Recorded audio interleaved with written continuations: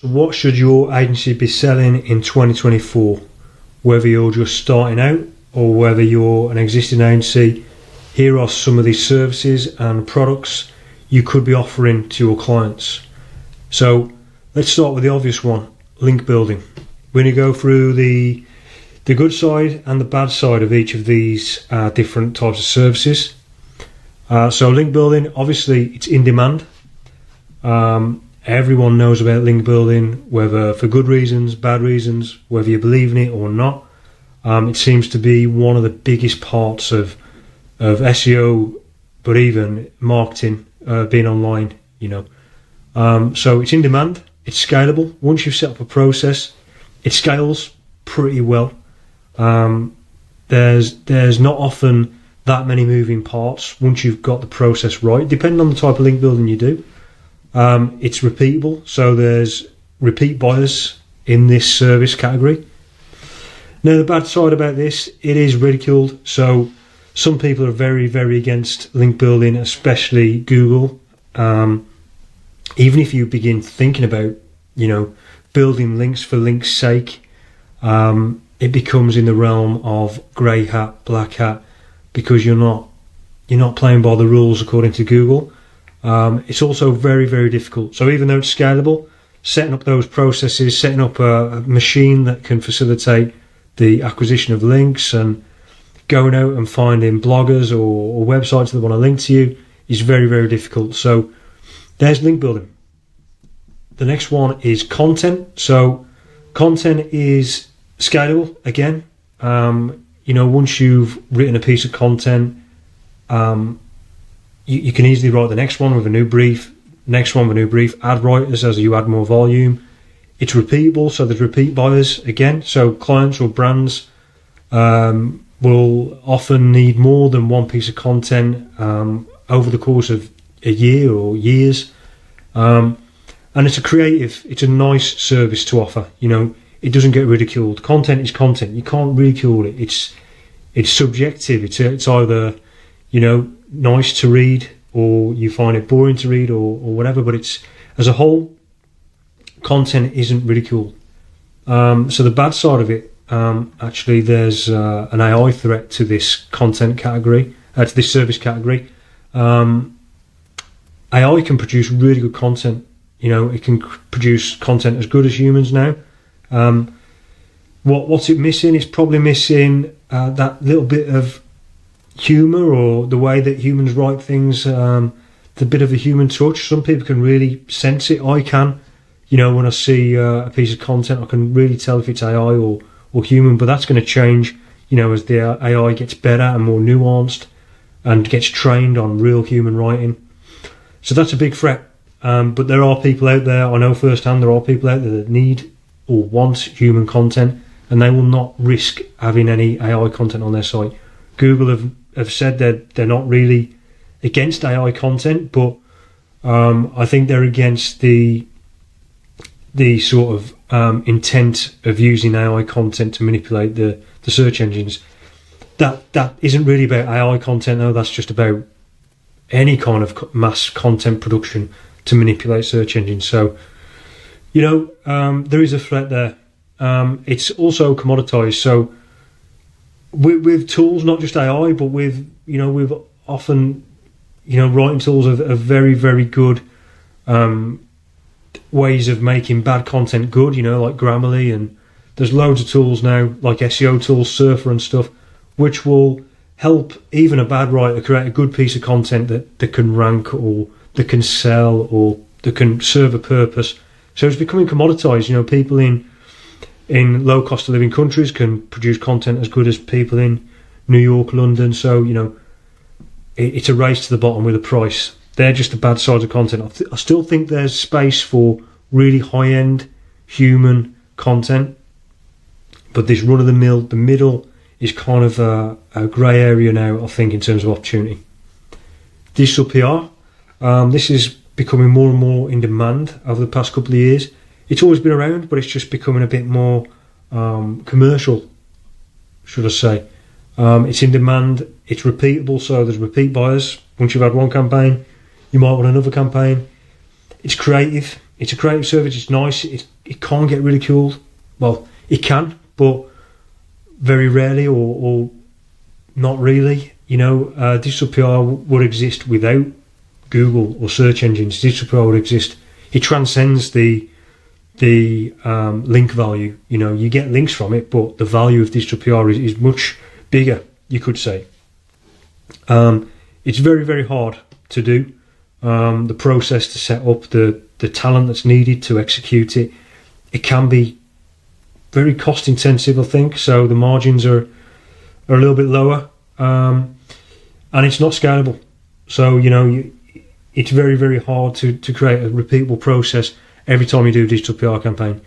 Not to say it can't be done or it can't be scaled a little bit, but in general, it's not a scalable service category. So be careful with those two cons there. Now, here's a category that's new, especially from last year: AI services.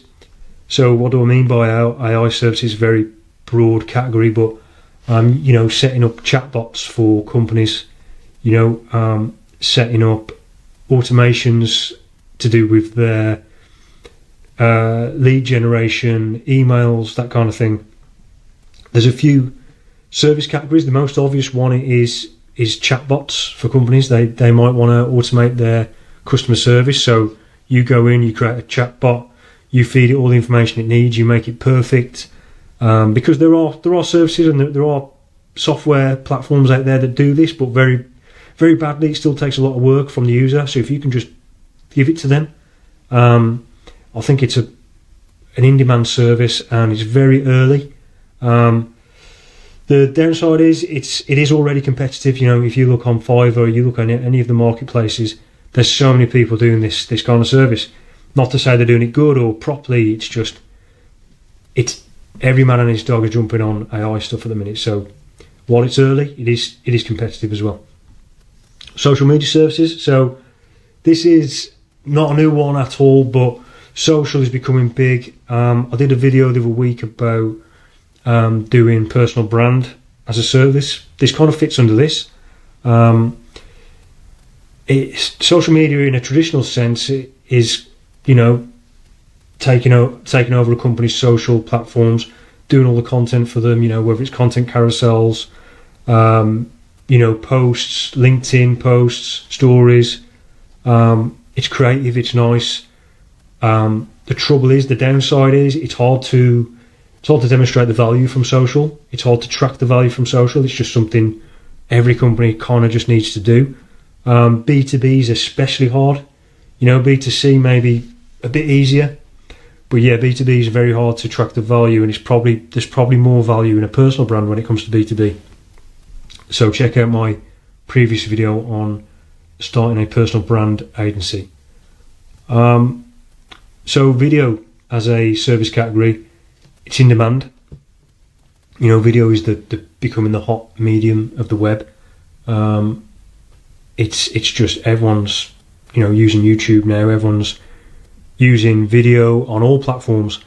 It's in demand, of course. It's creative. It's a nice service. You can't ridicule video. You can just do a good job, and it's either good or it's bad. You can't ridicule it.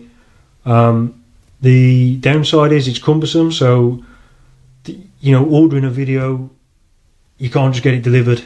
You can't just deliver it. There's a lot of back and forth, depending on the type of video, depending on the type of service you want to run. It's subjective, so you might think you've done a good job. You send it, but the client hates it. It's a long process, so from start to finish, it might be months rather than weeks or days. And it's also generally low margin, especially if you're using freelancers or contractors to help you with this. People filming it, people editing it, or even if you've got actors in the video, if you're doing ads and that kind of thing. I'd recommend with video to do one kind of medium. So whether you're doing like explainer videos or company intro videos, choose one medium and get really good at it, so you've got like a scalable process. And then you might get these bigger margins. You might get a process that allows for less back and forth. You just get some inputs from the client and you give them the output. So it's an interesting one, and I think it's going to get even bigger over the next few years. So lead gen. There's companies that obviously want to outsource their sales or their cold email, their cold messaging, and this is a service you can offer if you get the right team together, the right processes together, the right software to do the cold emailing. You set the meetings for your client and you get paid per lead. Now, it's easy to see the value because you're either generating leads or you're not. It's in demand. It's paid per performance, so you're going to get paid big if you give them a lot of leads, which is a good thing. And it's also, if you're not doing your job right, you're not going to get paid. So, you should be doing your job right, so then you will get paid. The downside to this, couldn't think of many. It's not that interesting, I suppose. It's competitive. But yeah, I can see this being a big one in 2024, especially with the new platforms, or not new platforms, but the new ways you can generate leads on the platforms. So ads, starting an ad agency is always a good option. I've always loved the model of being an ad agency because it's predictable. It's you can kind of relax once you've got everything set and ready, and you're buying customers, for £1, and that they're earning £2 back. It's just easy to demonstrate the value. When you run an ad agency, you can create really high margins because there's a lot of automations you can leverage. Obviously, you're getting paid a retainer, but if you set up the automations, you get everything set up properly.